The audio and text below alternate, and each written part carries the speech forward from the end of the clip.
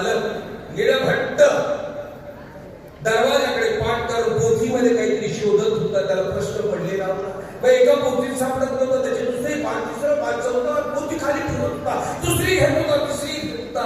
सर्वज्ञ मात्र ती बावली भिक्षा आणते तोपर्यंत त्याची गंमत पाहत होते. त्या बावलीने भिक्षा आणली, सर्वज्ञाच्या श्रीकराला अर्पण केली आणि सर्वज्ञ माघारी वळाले.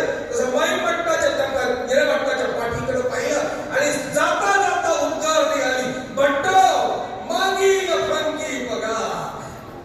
निळभट्टाला सांगितलं, हो तुम्ही ज्या प्रश्नाचं उत्तर शोधता आता ते मागच्या श्रीकृष्ण चक्रवर्तीचं स्मरण करता उद्धार झाल्याशिवाय राहणार.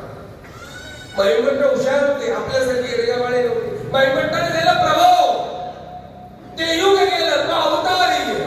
निज भावा आम्ही दास्य कुणाचं करायचं? सर्वज्ञाने सांगितलं सह्याद्री श्री दत्तात्रय. महिमंटाने सत्य सांगितलं, प्रभू की अमोघ दर्शन होण्याची नाही, दर्शन होतच नाही बाबा. त्यांचं सेवा दास्य कसं कडे? सर्वज्ञानी मात्र महिमंटाकडे कौतुकानं पाहिलं आणि बोलते झाले, द्वारावती श्री चांगदेव राहू. महिमंट स्मित हास्य केलं, सांगितलं दया घडा. महिमंट विचार करत होता, हा समोर बसलेला कोण आहे जो आपल्याला निरोपण करतोय, ज्यानं आपल्याला पराभूत केलंय, जो ते येणे सुद्धा भाग्याचा आहे. गंगे तुझ्या तीरा मन शांत होई. या गंगेच्या तीराला माणसाचं मन शांत होऊ शकतं, लक्षात घ्या. गंगेच्या तीराला श्री ज्ञानोबांना दर्शन श्री दत्तात्रय महाराजांचं कुठं झालं माहिती आहे?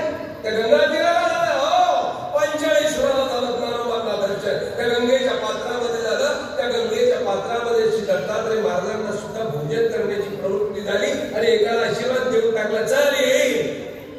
एक दिवस नाही, किती वर्ष झाली त्याला जेवणाला? बोला लवकर बोला, किती वर्ष झाले?